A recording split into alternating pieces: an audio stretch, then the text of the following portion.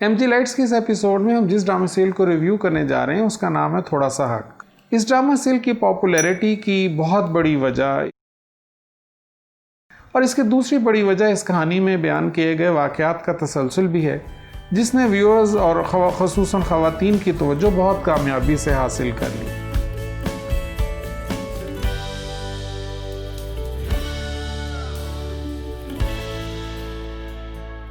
दोस्तों, मैं हूं सौलत और आप देख रहे हैं आपका अपना channel media grapevine lights, also known as MG lights. MG lights के इस एपिसोड में हम जिस ड्रामा सीरियल को रिव्यू करने जा रहे हैं उसका नाम है थोड़ा सा हक। इस ड्रामा सीरियल के टोटल 32 एपिसोड थे जो 23 अक्टूबर 2019 से लेके 10 जून 2020 के दरमियान में टेलीकास्ट हुए। इस ड्रामा सीरियल की पॉपुलैरिटी की बहुत बड़ी वजह इसमें इमरान अब्बास और आयज़ा खान की ने रोमांटिक पेयर को अपीयरेंस भी है।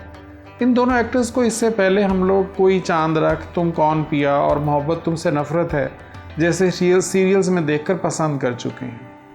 और इसकी दूसरी बड़ी वजह इस कहानी में बयान किए गए वाक़यात का तसलसल भी है, जिसने व्यूअर्स और ख़ुसूसन ख़वातीन की तवज्जो बहुत कामयाबी से हासिल कर ली। इस ड्रामा सीरियल का स्क्रीन प्ले लिखा अदील रज़ाक साहब ने और इसको डायरेक्ट किया अहमद भट्टी ने। लीड रोल्स में हमें जो एक्टर्स नज़र आए उनमें आयज़ा खान एज़ सहर, इमरान अब्बास एज़ जामिन, मिशाल खान एज़ हरीम। इनके अलावा सपोर्टिंग कास्ट में हमने देखा सबा फैसल को एज़ राबिया बेगम, निदा मुमताज़ को एज़ मुनज़्ज़ा बेगम, फिरदौस जमाल एज़ इफ्तिखार अहमद, बहरोज़ सब्ज़वारी एज़ वक़ार अहमद। इनके अलावा महमूद अख्तर साहब को हमने देखा इजाज़ अहमद के रोल में। और लास्ट बट नॉट लीस्ट हमने शान बेग को देखा एज़ राफ़े। तो अब आगे बढ़ते हैं इस ड्रामा सीरियल की स्टोरी की तरफ। सहर एक सादा तबीयत लड़की है जो अपने वालिद इजाज़ अहमद के साथ हैदराबाद में रहती है। उसके वालिद इजाज़ अहमद की बीवी का इंतकाल हो चुका है और अपनी सेहत की मुसलसल ख़राबी से घबरा कर वो सहर का रिश्ता जल्दबाजी में तय कर देते हैं। इन ए सेपरेट स्टोरी लाइन, जामिन और हरीम जो एक दूसरे के कज़न हैं एक साथ एक ही घर में रहते हैं। इन दोनों का ताल्लुक़ एक अपर क्लास फैमिली से है। हरीम की वालदा राबिया बेगम एक बहुत मगरूर और कीना परवर औरत हैं। उसके वालिद इफ्तिखार अहमद एक बहुत बड़ी बिज़नेस फर्म के मालिक हैं, मगर अपनी बीवी की सख्त गिर तबीयत की वजह से घरेलू मामलात में ज़्यादा दखल नहीं देते। हरीम अपने वालिदैन की इकलौती औलाद है। जामिन भी अपने वालिदैन की इकलौती औलाद है। उसके वालिद वक़ार अहमद इफ्तिखार अहमद के छोटे भाई हैं, मगर एक बहुत नरम तबीयत इंसान है। उनकी बीवी मुनज़्ज़ा बेगम भी उनकी तरह एक बहुत हमदर्द खातून है, मगर वो राबिया बेगम से बहुत मरूब हैं और उनके सामने मसलहतन खामोश रहती हैं। जामिन और वक़ार अहमद इफ्तिखार अहमद की फ़र्म में एक बहुत अच्छी पोजीशन पे मुलाजमत करते हैं। जामिन और हरीम एक दूसरे को बहुत चाहते हैं और इन दोनों की मंगनी हो चुकी है। सहर के वालिद इजाज़ अहमद वक़ार अहमद और इफ्तिखार अहमद के छोटे भाई हैं। इफ्तिखार अहमद और उनकी फैमिली इजाज़ अहमद से कोई ताल्लुक़ नहीं रखती, जबकि वक़ार अहमद ना सिर्फ अपने छोटे भाई से रब्ता रखते हैं बल्कि उसकी बेटी सहर की शादी में शिरकत के लिए अपने बेटे जामिन को लेकर कराची से हैदराबाद जाते हैं। वहाँ पहुँचकर उनको मालूम होता है कि सहर के दूल्हा ने ऐन शादी के दिन किसी वजह से शादी से इनकार कर दिया। इस इनकार को लेके इजाज़ अहमद बहुत परेशान होते हैं और उनको हार्ट अटैक हो जाता है। अपने आखिरी वक्त में वो सहर के लिए बहुत परेशान है। मौके की नज़ाकत को देखते हुए वक़ार अहमद जामिन का निकाह ज़बरदस्ती सहर के साथ करवा देते हैं। निकाह के फ़ौरन बाद इजाज़ अहमद का इंतकाल हो जाता है और यूं सहर अपने शौहर जामिन और ससुर वक़ार अहमद के साथ उनके घर कराची शिफ्ट हो जाती है। राबिया बेगम की नाराज़गी के ख्याल से वक़ार अहमद और जामिन दोनों ही इस निकाह को खुफिया रखना चाहते हैं। हस्ब तौक़्क़ो राबिया बेगम का रवैया सहर के साथ बहुत सख्त और हद तक आमेज़ है। वो इसको किसी सर्वेंट से ज़्यादा अहमियत नहीं देना चाहती हैं और इसीलिए इसको सर्वेंट क्वार्टर में ठहराती हैं। घर के दूसरे अफराद ये सब कुछ देखने के बावजूद खामोश हैं। जामिन सहर से मुकम्मल लाताल्लुक़ है, जबकि उसकी वालदा सहर के साथ सलूक को बुरा महसूस करने के बावजूद खामोश रहना मुनासिब समझती हैं। एक रोज़ तन्हाई में वो सहर को बताती हैं कि सहर के वालिद इजाज़ अहमद की शादी राबिया बेगम की बहन के साथ तय थी, मगर क्योंकि वो सहर की वालदा को चाहते थे उन्होंने इस शादी से इनकार कर दिया और इसी वजह से इनको इस घर से निकलना पड़ा। राबिया बेगम की बहन इस इनकार को बर्दाश्त ना कर पाईं और बीमार रहकर इंतकाल कर गईं। बहुत साल गुजरने के बावजूद राबिया बेगम अपनी बहन की मौत का सदमा भूल ना पाईं। वो इजाज़ अहमद को उसकी मौत का ज़िम्मेदार समझती हैं और सहर पर जुल्म करके दरअसल वो अपने बहन का इंतकाम ले रही हैं। सहर ये सब कुछ नहीं जानती थी, मगर अब ये सब जानने के बावजूद वो राबिया बेगम का जुल्म सहने पर मजबूर है। इन्हीं दिनों राबिया बेगम का एक नौजवान भतीजा राफे सहर को प्रपोज कर देता है। इस प्रपोजल से सहर और जामिन दोनों ही बहुत परेशान हो जाती हैं।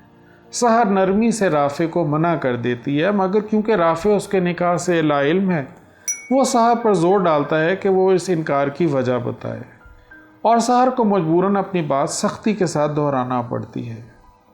राबिया बेगम को जो ही ये बात मालूम होती है वो बहुत गुस्से में आ जाती हैं और वो सहर के इनकार को अपने ख़ानदान की तौहीन समझती हैं।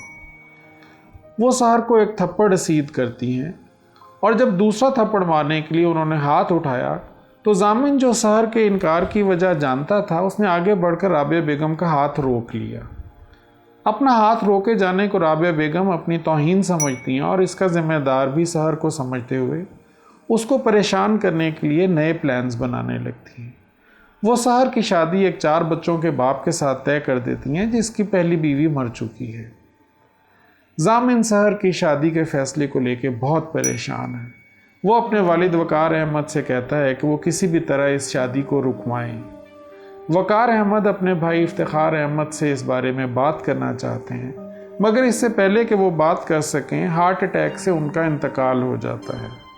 वकार अहमद के इंतकाल से ये शादी मौखर कर दी जाती है और बिल आखिर चंद रोज़ सोचने के बाद इफ्तिखार अहमद सहर के लिए इस रिश्ते से इनकार कर देते हैं। इन्हीं दिनों जामिन और हरीम की शादी तय कर दी जाती है।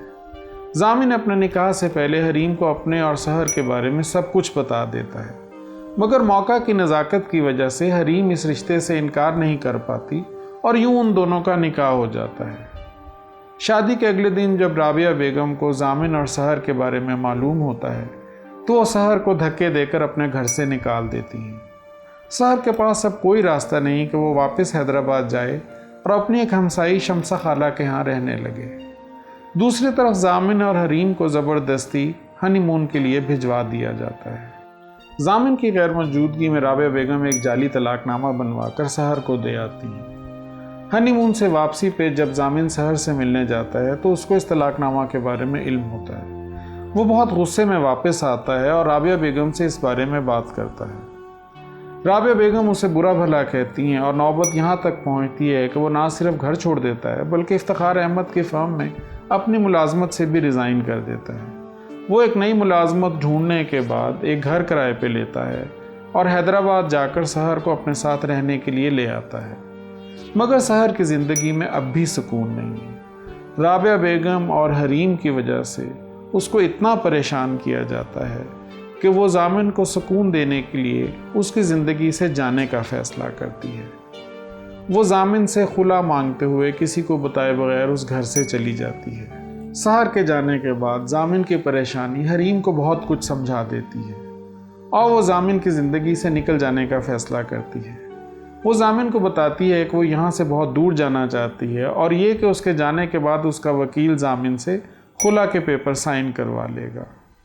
इस मौके पर जामिन सहर और हरीम दोनों को खो चुका है और फिर कुछ अरसे के बाद इत्तफाकन उसकी मुलाकात सहर से हो जाती है और वो उसको वापस घर आकर अपने साथ रहने पे रजामंद कर लेता है और यूं ये कहानी अपने इख्तिताम को पहुंची। तो आगे बढ़ते हैं इस ड्रामा सीरियल के रिव्यू की तरफ। इस ड्रामा की सिंपल स्टोरी ने बहुत जल्दी व्यूअर्स को अपनी तरफ मुतवज्जे कर लिया और बहुत से ऐसे लोगों ने भी जो प्रेडिक्टेबल स्टोरीज़ देखना ज़्यादा पसंद नहीं करते, इस ड्रामा के इंटरेस्टिंग वाक़यात की वजह से इसको रेगुलरली देखा। अपने मुनासिब पेस की वजह से कहीं भी ऐसा महसूस नहीं हुआ कि इस ड्रामा की स्टोरी ड्रैग कर रही है। इमरान अब्बास और आयज़ा खान को लोग इससे पहले भी देख चुके हैं और पसंद कर चुके हैं और इस ड्रामा में भी इनकी ऑन स्क्रीन केमिस्ट्री बहुत शानदार रही। आयज़ा खान का गेटअप और स्टाइल इससे पहले टेलीकास्ट होने वाले ड्रामा मेरे पास तुम हो से बिल्कुल मुख्तलिफ था और विजुअली देखा जाए तो इस ड्रामा सीरियल पे बहुत मेहनत हुई नज़र आती है। सबा फैसल अपने नेगेटिव रोल के बावजूद बहुत स्टाइलिश महसूस हुई। और मिशाल खान ने एक टिपिकल लव ट्रायंगल से बहुत हटकर अदाकारी की और यूं ये ड्रामा सीरियल एक मुनफरिद स्टोरी ना होते हुए भी बहुत इंटरेस्टिंग महसूस हुआ। राबिया बेगम के डायलॉग से कतई नज़र, जिनसे अक्सर औकात हमें स्टार टीवी पे टेलीकास्ट होने वाले ड्रामा सीरियल्स याद आए, ये ड्रामा बहुत आसानी से एक कामयाब सीरियल कहलाया जा सकता है। तो दोस्तों, ये था आज का एपिसोड। आपको हमारी कोशिश कैसी लगी? नीचे दिए हुए कमेंट्स के ज़रिए हमें अपनी राय से ज़रूर आगाह कीजिएगा। अगर आपको ये एपिसोड अच्छा लगा तो प्लीज़ इसको लाइक कीजिए, हमारे चैनल को सब्सक्राइब कीजिए और बेल आइकॉन दबाना ना भूलें, ताकि अगली दफ़ा जब भी नया एपिसोड अपलोड हो आपको उसके बारे में सबसे पहले बताया जा सके। तो देखते रहिए MG lights and thank you for your time. इस ड्रामा सीरियल के लीड रोल्स में हमें जो एक्टर्स नज़र आए, राबिया बेगम के गुस्से के ख्याल से वकार अहमद और जामिन दोनों ही इस निकाह को खुफिया रखना चाहते हैं। घर पहुंचकर राबिया बेगम हस्बे तवक्को आज़ा खान का गेटअप और स्टाइल इससे पहले टेलीकास्ट होने वाला ड्रामा मेरे पास तुम हो से बिल्कुल मुख्तलिफ नज़र आया और विजुअली देखा जाए तो महसूस होता है कि इस ड्रामा पे बहुत मेहनत की गई।